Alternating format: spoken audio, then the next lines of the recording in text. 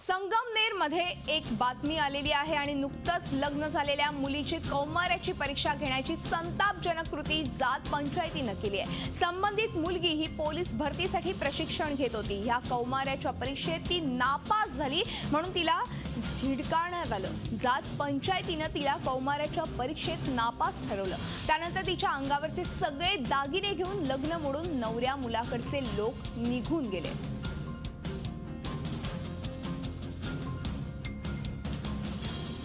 एक महत्त्वाची बातमी संगमनेरमधून आलेली आहे। लग्न म्हणून नवऱ्या मुलाकडचे लोक निघून गेलेत। कौमार्याची परीक्षा पास न झाल्यामुळे 48 तासात हे लग्न मोडलं आणि त्यानंतर हा सगळा प्रकार समोर आलेला आहे। दागिने घेऊन मुलाकडचे नातेवाईक पळून गेल्याचंही या निमित्तानं समोर आलंय। नेमका हा प्रकार काय घडलाय ते बघूयात। कौमार्याच्या परीक्षेचं भयाण वास्तव। संगमनेरमधली साधारण 20ची तरुणी पोलीस भरतीसाठी प्रयत्न करत होती। 22 मेला तिचं लग्न झालं। नवऱ्या मुलाचं आधीच एक लग्न झालं होतं, तरीही ती लग्नाला तयार झाली। तिचं कुटुंब अगदी सर्वसामान्यच, पण पोरीच्या लग्नासाठी बापानं कर्ज काढलं आणि थाटामाटात लग्न केलं। लग्न लागल्यानंतर वेळ आली कौमार्याच्या परीक्षेची। त्यासाठी जात पंचायत बसली। मंडपा शेजारच्या एका खोलीत नववधू आणि वराला जायला सांगितलं। काही वेळानं दोघे बाहेर आल्यावर पंचांनी विचारणा केली। पंचांनी विचारल्यावर मुलानं आत घडलेल्या प्रसंगाचं हुबेहूब वर्णन केलं। कौमार्याच्या परीक्षेत मुलगी नापास ठरली। मुलीनं आक्रोश केला। पोलीस भरतीसाठीच्या प्रशिक्षणाला ती जात होती हे वारंवार सांगितलं। पोरीच्या बापानं विनवणी केली, पण पंचांनी हेका सोडला नाही। नवऱ्या मुलाचे सगळे नातेवाईक सगळ्या भेटवस्तू घेऊन मुलीच्या अंगावरचे दागिने काढून लग्न मोडून निघून गेले। नवरीच्या गळ्यातलं मंगळसूत्रही काढून घेतलं। आणि एकूणच ह्या संदर्भात अधिक चर्चा करण्यासाठी आपण थेट जाणार आहोत। आपल्या सोबत आहेत कृष्णा चांदगुडे, हे अनिसचे संयोजक आहेत आणि एकूणच ह्या बातमी संदर्भात ते सातत्यानं पाठपुरावा करतायत। आपण थेट जाऊयात कृष्णाजी यांच्याकडे। कृष्णाजी, अर्थातच ही बातमी अतिशय धक्कादायक आहेच, मात्र एकूणच तुम्ही गेले अनेक दिवस या बातमीचा पाठपुरावा करतायत। नेमकी ही घटना काय घडलेली आहे आणि काय सांगाल या घटनेबद्दल? आत्ता जे आपण दाखवलंय कौमार्याच्या परीक्षेबद्दल, हे पुरोगामी महाराष्ट्राला कलंक लावणार आहे आणि महाराष्ट्र अंधश्रद्धा निर्मूलन समिती या घटनेचा तीव्र शब्दात असा धिक्कार करते। आणि फक्त हे एका व्यक्तीपुरतं मर्यादित न राहता समस्त स्त्री जातीचा अपमान आहे असं आम्हाला वाटतंय। त्यामुळं हा एक सामाजिक प्रश्न म्हणून याकडे बघायला पाहिजे। एका बाजूनं हे लग्न झाल्यानंतर कौमार्याच्या परीक्षेमध्ये नापास झाल्यानं त्या मुलीला सासरी न्यायालयाला नकार देणं आणि दुसऱ्या बाजूनं पोलिसात न जाण्यासाठी समाज घटकाकडनं दबाव येणं, या गोष्टीमुळं आम्ही हतबल झालेलो आहोत। 8 दिवसापासून या घटनेचा आम्ही पाठपुरावा करत आहे। ॲडव्होकेट रंजना गावंदे आणि मी ह्या घटनेचा आम्ही पाठपुरावा करत आहोत। परंतु जातीचे नियम जे आहेत ते जातीमध्ये सोडवले पाहिजे। काही जे शिक्षा असतील काय असतील ते भोगायच्या, परंतु पोलिसात जायचं नाही असं बऱ्याच जातीमध्ये सांगितलं जातं। आणि त्यामुळे अनेक जातीमध्ये असं आहे की घटनात्मक न्यायालयात जाऊन तुम्ही निर्दोष जरी सुटला तरी जात पंचायत एक वेगळी शिक्षा दिली जाते। शिवाय कौमार्याची परीक्षा जे घेणं आहे अनेक समाजाला स्वतःला हे आपणासच वाटत नाही, परंतु जेव्हा सामाजिक संघटनेत उभे राहतात किंवा प्रसारमाध्यमातून हे दाखवले जातात त्यावेळेस मात्र या लोकांना हे बदनामी वाटते आणि आमच्या समाजाची बदनामी होते, तुम्ही आमचा अपमान करतायत असं ह्या प्रकारचं धमक्या पण आम्हाला सुरू होत आहेत। मला असं वाटतं की हे यामागची जी अंधश्रद्धा आपण समजून घेतली पाहिजे की कौमार्याची परीक्षा जेव्हा घेतली जाते त्यामध्ये कौमार्याचा आणि चारित्र्याचा काही संबंध नसतो, त्याचा काही कार्यकारण भाव नाही। मला वाटतं हीच गोष्ट आम्ही काही वैद्यकीय अधिकाऱ्यांच्या मार्फत आज त्या ठिकाणी पंचांना एकत्र करण्याचा आमचा प्रयत्न चालू आहे। परंतु पंच आपला हेका सोडायला तयार नाहीत, ते या ठिकाणी येण्याचं उत्सुक नाही। कारण महाराष्ट्र आणि असू द्या किंवा इतर कोणतीही संघटना असू द्या, त्यांनी जर हा प्रश्न सोडवला किंवा पोलिसांनी सोडवला, घटनात्मक न्यायालयाने जरी सोडवला तर ते जातीला वाईट वाटतं। त्यामुळे पंच यायला तयार नाही। मी 8 दिवसापासून वाट पाहतोय। दुसऱ्या बाजूने ही हिम्मतवान मुलगी आहे, तिच्या हिम्मतीला आपण सलाम केला पाहिजे, परंतु तिच्यावरही समाज घटक अनेक जे आहेत ते दबाव आणताय की तू या संबंधित पोलिसात जाऊ नको। अशा वेळी मला वाटतंय की पोलिसांनी सुमोटो केस दाखल करावी आणि ह्या घटनेमध्ये भारतीय दंडविधान संहितेच्या काही कलमांचा आधार घ्यावा आणि गुन्हा नोंदवावा. खरं तर महामानव डॉक्टर बाबासाहेब आंबेडकर जयंती झाली, 145वी जयंती आपण साजरी केली. त्याच्या अगोदरच्या दिवशीच महाराष्ट्र सरकारने एक कायदा संमत केलेला आहे, तो म्हणजे सामाजिक बहिष्कारापासून व्यक्तींचं संरक्षण करणारा कायदा.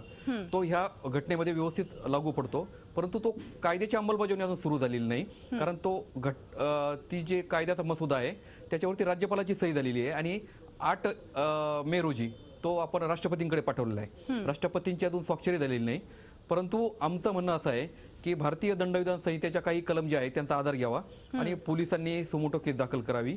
ही एका व्यक्तीपुरती केस नाही, एक सामाजिक घटना म्हणून याकडे बघावी. महिला आयोगाने याची गंभीर अशी दखल घ्यावी, त्यांनी पुढे यावं आणि पोलिसांनी सुमोटो केस दाखल करावी. आणि ह्या पंचांनी आता तुम्ही 2 मुद्दे एकतर उपस्थित केले, तर एकतर महिला आयोगाने पुढे यायला पाहिजे, पोलिसांनी सुमोटो केस दाखल केली पाहिजे.